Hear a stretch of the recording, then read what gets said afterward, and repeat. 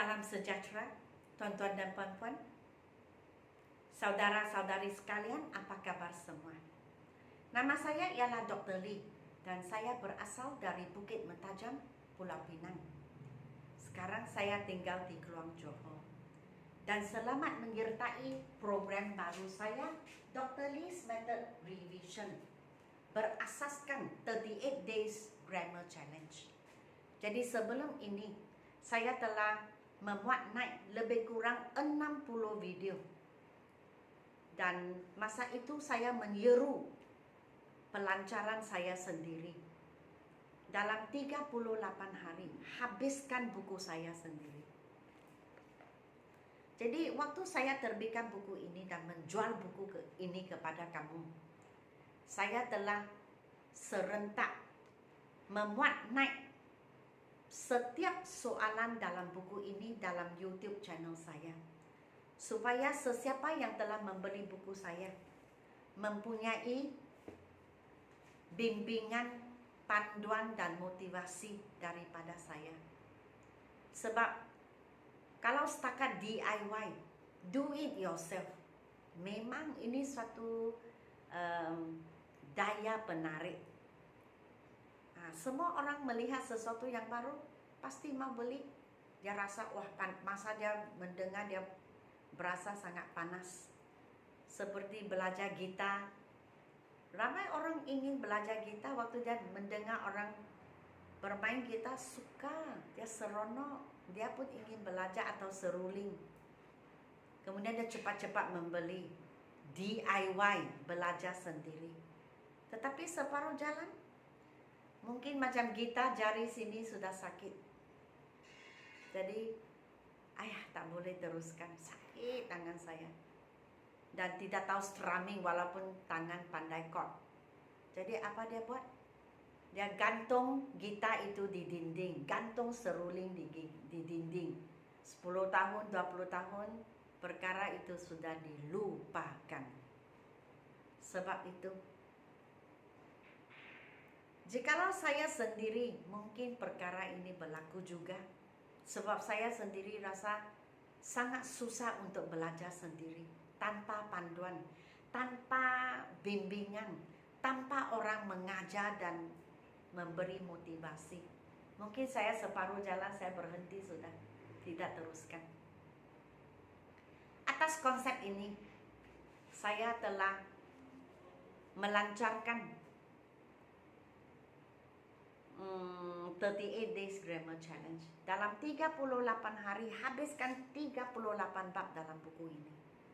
Dan saya sendiri terima cabaran ini. Saya pun setiap hari tanpa berhenti-henti saya memuat naik video dalam 3 bahasa. Tiap-tiap hari. Tetapi saya perlukan 60 hari baru habiskan buku ini. Sebab di dalam buku ini ada setengah-setengah bab yang terlalu luas dan banyak soalan yang tidak dapat dihabiskan dalam satu video. Jadi perlukan 5 atau 6 video baru habis satu bab. Akhirnya saya menggunakan masa tidak kurang daripada 60 hari baru habiskan buku ini. Tetapi habis juga. Dan selepas habis buku ini, saya berpikir, adakah pelajar-pelajar yang membeli buku ini?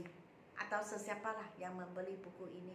Adakah dia buat buku ini latihannya 1 kali sudah pandai? Masalah datang. Saya berpikir panjang. Jikalau saya, mungkin saya tidak pandai. Kalau saya belajar sesuatu itu 1 kali, mempelajari sesuatu 1 kali, membuat latihannya 1 kali, sudah pandai. Bagi saya sendiri, saya perlu 5 atau 6 kali, baru saya betul-betul menguasai apa yang saya pelajari. Dan betul-betul saya dapat mendalami pengetahuan saya dalam bab tertentu. Tidak kiralah apa subjek atau apa bahasa. Jadi selepas berfikir panjang, saya buat keputusan. Saya melancarkan program sekarang, ulang kaji. Ulang kaji apa? Ulang kaji 38 bab yang paling penting dalam grammar. Jadi seseorang itu, jikalau dia sudah habis buku, dia sudah habis level 1, dia tidak boleh mengatakan, oh saya sudah habis level 1 38 bab. Sekarang saya mau ke level 2 dan saya tidak mau belajar 38 bab ini. Saya belajar lain pula sebab saya sudah tingkatkan, sudah dipertingkatkan. Tapi saya cakap tidak mungkin dan tidak boleh. Sebab ke-38 bab ini akan mengikuti kamu sampai ke tahap penghabisan. Jadi mungkin kamu di sekolah rendah belajar ini juga di papan possessive nouns. Ali's bag, my father's car. Sampai ke sekolah menengah, my teacher's car. Sampai ke university, my lecturer's motorcycle. Sampai kerja, my manager's office. Jadi yang 38 bab ini dalam buku ini akan timbul dalam setiap tingkat, setiap tahap yang kamu naik. Dia akan ikut kamu sampai ke penghabisan. Sebab itu saya membuat ulang kaji sekurang-kurangnya. Sesiapa yang telah membeli buku ini ada peluang kedua untuk membuat latihan-latihan yang berkenaan dengan ke-38 bab ini. Dan kamu mendapati bahawa soalan-soalan yang terdapat dalam buku ini tidak sama dengan soalan-soalan dalam program ini. Soalannya, latihannya langsung tidak sama. Jadi bagi sesiapa yang telah membeli buku ini, saya ingin beritahu kamu bahawa kamu mempunyai peluang kedua sekarang untuk membuat latihan topik sama tetapi latihan lain. Jadi pada kesannya kamu akan dapat mendalami pengetahuan, pengalaman kamu dalam menguasai grammar. Sebab ke-38 bab ini adalah tiang rumah kita, 4 tiang. Jikalau bergegar maka rumah kita cepat runtuh. Tetapi jikalau kuat, rumah kita akan stabil. Okey? Jadi seperti biasa, saya akan mula kelas saya dengan pembetulan. Jadi inilah kerja rumah yang saya telah memberi kepada kamu sebelum video hari ini. Jadi kita di possessive nouns. Possessive nouns maksudnya punya. Contohnya Ali punya beg, kucing punya ekor, punya. Tapi ini gabungan dua jenis. Nombor satu, kalau satu orang, contohnya Ali, contohnya satu brother. Bagaimana kita tahu satu? John memang satu orang, Ali memang satu orang, tetapi brother. Brother kalau belakangnya tidak ada S artinya satu. Jikalau ianya satu, kita mesti tulis apostrophe S untuk menandakan punya. Jadi jawaban di sini, this is Ali's cap and that is my brother's cap. Ali punya topi, brother punya topi. Punya itu apostrophe S sebab kita sebut satu. Boys, saya telah gariskan S, maksudnya banyak boys. Kalau banyak, memang ada S di belakang. Jadi kita hanya tulis apostrophe untuk menunjukkan punya. So boys, those are the boys' shoes and these are the girls' shoes. Banyak lelaki punya kasut-kasut, banyak perempuan punya kasut-kasut. Jadi memang ada S di boy, belakang girl. Maksudnya banyak boys, banyak girls. My father's car broke down, so he had to borrow his friend's car. Bapak satu, jadi apostrophe S, bapak punya kereta. Kawan satu juga, jadi apostrophe S, kawan punya kereta. Okay? The monkey's tails are long, but the rabbit's tails are short. Monkeys banyak, jadi kita hanya tulis apostrophe. Rabbits banyak juga. Kalau rabbit belakang ada S, maksudnya banyak rabbit. Jadi kita hanya tulis apostrophe di belakang. Jadi di sini monyet punya ekor-ekor, arnab-arnab punya ekor-ekor. Okay? That is the man's motorcycle and those are the man's bicycles. Jadi ini kamu kena tengok baik-baik. Kita tidak peduli MAN atau MEN. MAN maksudnya seorang lelaki. MEN maksudnya banyak lelaki. Tetapi kita tukar dalam A tukar ke I. Kita bukan tambah S untuk menunjukkan banyak lelaki. Sebab itu, jangan kamu tambah S di belakang dan kemudian apostrofi. Yang saya ingin cakap, tidak kira MAN atau MEN. Jawapannya sama, apostrofi S. Untuk bermaksud punya. Jadi di sini, banyak seorang lelaki punya motosikal, banyak lelaki punya bicycle. Dua-dua pun sama, apostrophe S. My cat's bell is cute and my parrot's bell is also cute. Cat satu jadi apostrophe S. Kucing punya loceng. Parrot satu apostrophe S. Burung kakak tua. Burung kakak apostrophe S punya loceng. John's uncle lives in Kelantan but Irwan's uncle lives in Kedah. John satu orang jadi apostrophe S. John punya pakcik. Irwan punya pakcik. Jadi Irwan satu orang juga apostrophe S.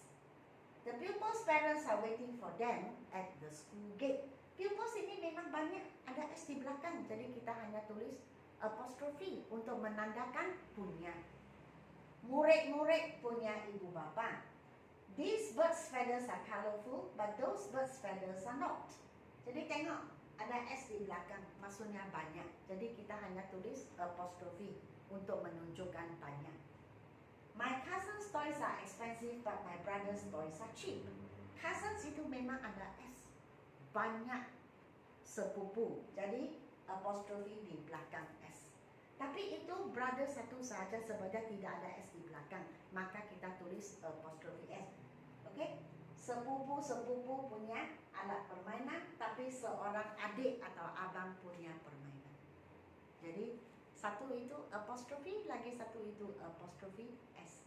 Jadi ingat, apostrophe S untuk menandakan satu, kecuali men, men, women, women, oke? Itu.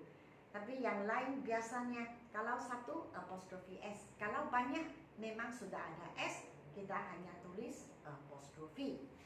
Dan ini kerja rumah baru untuk video yang akan datang. Kedua-dua ayat ini sama erti. Jadi kerja kamu bekalkan ayat sama erti dengan menggunakan possessive nouns. So, this bag belongs to Siti. Bag ini kepunyaan Siti. Ini Siti punya bag. So, this is Siti's bag. Siti satu orang pindah ke sini. Kalau satu orang kita mesti tulis apostrophe S. Apostrophe S maksudnya belongs to, kepunyaan. Sebelah sini. Tulis semula ayatnya. These marbles belong to the boys.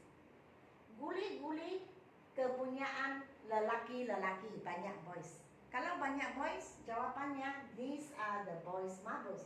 Inilah lelaki-lelaki punya guli. Jadi boys itu memang ada S. Kita hanya tulis apostrophe di belakang. Jangan kita tulis S lagi. Oke?